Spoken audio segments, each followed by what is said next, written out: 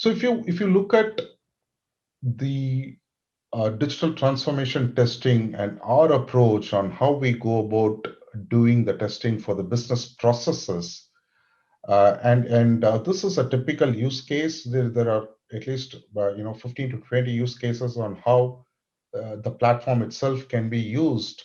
But I've just taken and making an assumption here that if you have an existing ECC or any other SAP box, um, our platform, which is very cognitive in nature. When I say cognitive, it's just not a workplace where you collaborate with a set of people, but it does more in terms of understanding what your SAP is doing, and picks up a list of processes, right? So if you have, like, at the T code level, if you have say 300 processes, and that combined with around 3 times, and with different data types and variants.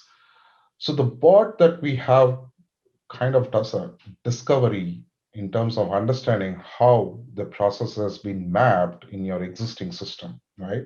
Now, typically, it would take like 3 to 4 months for someone to get into SAP and understand, but this, and we have some benchmarking results, it takes like a week's time, and that's on the higher side because my team is going to come hard on me. They typically do it in 2 3 days. The platform is capable of doing it in a week's time, assuming it's a very complex landscape that you have. We can completely map, or my platform, the KTern platform, completely maps your processes and understand what is currently there.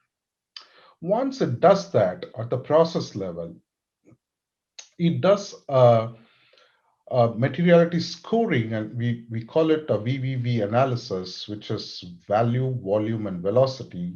What it means is the number of transactions that has been run in your current SAP, combine that with your configuration and few of the logs, our platform, KTern platform, would be able to give a mark or a percentage, or sort it based on the most recently used or the most critical parts of your processes, and that would help us in terms of preparing for your testing when you get into the testing mode, right? So that happens, and I'll show that in a few minutes in the demo as well.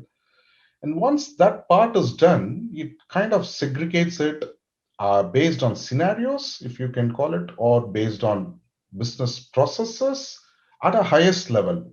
It can do from order to cash, procure to pay, record to revenue, or it can drill it down to the next level in terms of scenarios and subject matter experts that you would do. And then do a complete assignment in terms of who are the users who would be involved in terms of testing when a particular process is getting dismantled.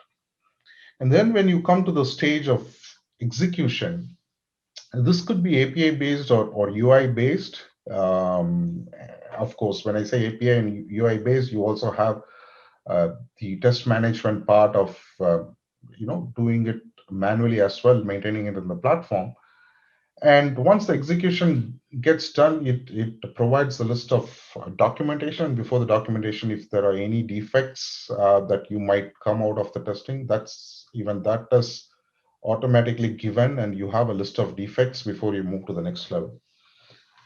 And then once you get into the run mode, it does the monitoring of any changes in the processes, and when there's a release cycle, a function pack upgrade, or when you move from the older version of S/4HANA to a new version, you still can drive it using the monitoring bot. And the whole thing, in terms of with COVID and pandemic and people working from remote locations, can still drive your go live. There is a sign off bot, which is more of a workflow in terms of getting assigned to who the users are and who should be testing it. So you have a complete transparency, because end of the day, digital transformation, the tool is one part of it, or the technology is a part of it. It is all about people. and how they handle the change, how they go about driving the new process. And it is about a shared responsibility in terms and shared accountability in terms of um, how they go about doing this. And then you have the management part, right? So there's a complete transparency of how the whole testing happens. And yeah, so let me jump into the demo. But before that, I just wanted to talk about the benchmarking exercise that we have done so far, and that's continuously surprising us in terms of the level of automation that you could do. So, if you're doing a testing for like 100 days, then you could do it in 30 days. Well, typically, the testing would happen for 4 weeks or 5 weeks, but there's quite a lot of reduction that you can do. The best part is the the quantum of errors that comes up in manual testing, where you slip something and where you don't do the complete recommended testing, that's taken care by the platform, right? So there's an end-to-end automation starting from the management, planning, creation of scenarios, test cases, consultants.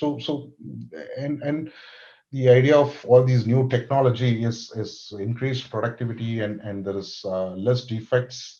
It is very simple to use, no coding. Uh, the test creation, it's a SaaS product, and can be done by someone with some understanding of the business process. No code, API based testing is possible. We also have a three-dimensional approach to the UI based testing, which has self-healing test. There is an intervention in terms of AI, data-based testing. When I say data-based testing, the data that you have in SAP combines both agile and activate approach to testing, and of course auto documentation. And then there's autonomous testing console as well, and there's quite a lot in terms of the process modeler and things like that. So there's quite a lot of exciting futures in terms of how you want to drive your digital transformation.